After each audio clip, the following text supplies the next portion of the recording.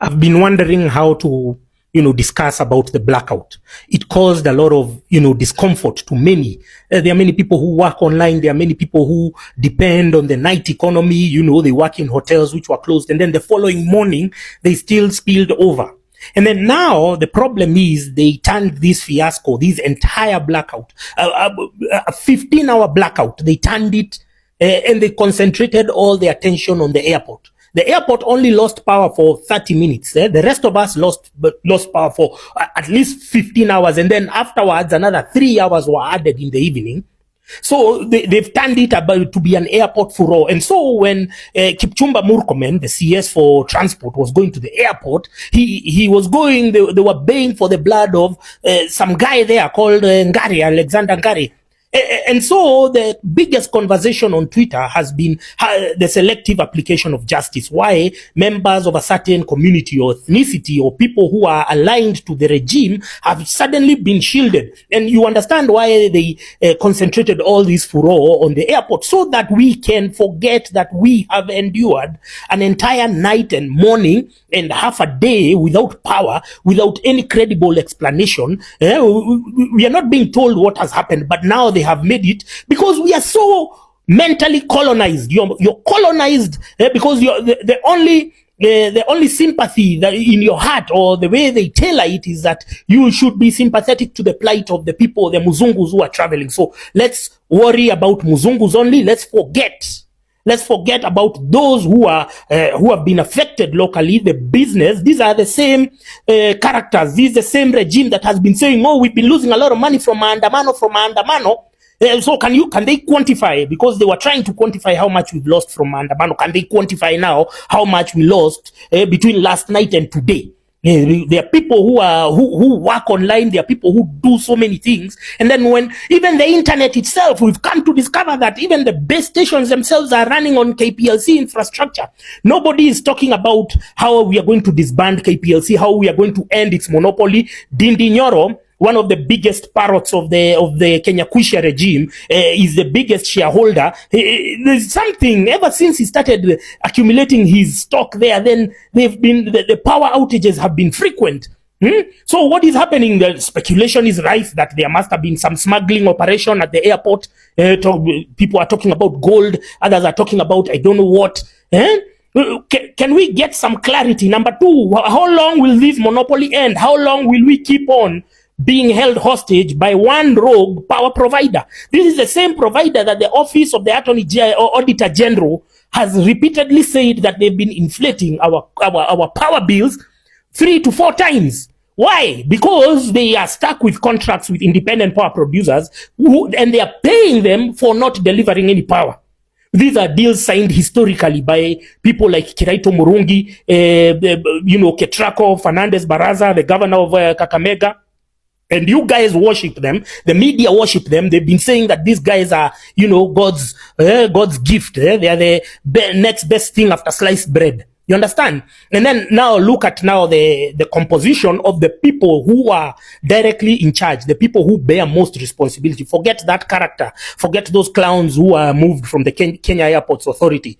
Forget those ones. Forget that PR charade. And then you see Kipchumba Murkomen was landing there at, was it 12 p.m. in the morning. He should have been there in the evening. Immediately that blackout happened, he should have been there on site. But the guys, they were just sleeping. God knows what else they were doing. And then now he appears in the morning. He's a knight in shining armor. Oh, we've come to sack this guy. He's the sacrificial lamb, so that we can distract attention, because they need, they need, what can we call it? They need a red herring to distract our collective attention from their responsibility. Now let's read about the tweets. There is one here by Rain Asambo. He says, the reason Gladys Sholei and Samson Cherargei cannot make noise over the countrywide blackout like they did over Ababu Namwamba is, number one, the CS of Energy is who? Davis Chirchir. CEO of Kengen, Abraham Serem. CEO of Kenya Power, Joseph Siror. CEO of Kenya Pipeline, Joe Sang. CEO of EPRA, Daniel Kipto.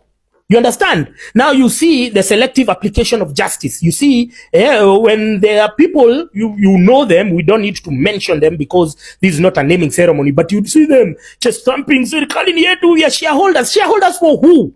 These guys are the ones who bear most responsibility. No, they are being shielded deliberately, and our attention is being diverted. And then now, there's a tweet here by Kabando. Just look, it was already in the books that Ruto's UDA was craving to out KAMD Alex Gitari. The excuse to sack him arrived last night. Rais won't sack his men, Murkomen and Chirchir. Those are sacred cows. And corking whiskey at KPLC, Kenya Airports Authority. We need Ruto to succeed, but he's tribal, inept, and chaotic. You understand? Now we are getting to levels of disgust, because how do you keep guys in a blackout for 24 hours, for close to 24 hours? And then now, look at this one by Kulo Conrad. Somebody has to say it. Tribalism, nepotism shown by Kipchumba Murkomen and Caleb Kositani must be highly condemned. Why would an MD of KAA be sacrificed for someone else's incompetence? Why didn't anyone dare touch KPLC boss, CS for Energy, or Murkomen as CS? Kalenjins must be called out for this. We are discussing national issues. You cannot condemn an entire country to darkness, and then we are supposed there to clap for you just because you've arraigned a sacrificial lamb, just because you've paraded him there, and then we are supposed to be now our issues have been resolved. We know the problem is in Kenya Power. We know the problem is in the energy sector. All these henchmen were put in this particular sector so as to undermine it, so as to undermine our progress, so as to undermine, because energy is key. We cannot move forward without energy. Energy is key for everything, for water, for hospitals. Now, let me tell you something else. So, somebody tagged me on this tweet. Thank you for the one who tagged me. So, a guy has tweeted there. He says, you can see it's 1 day ago. It's even before the blackout. Yesterday, around 1800 hours, me and mine welcomed a baby boy to this world.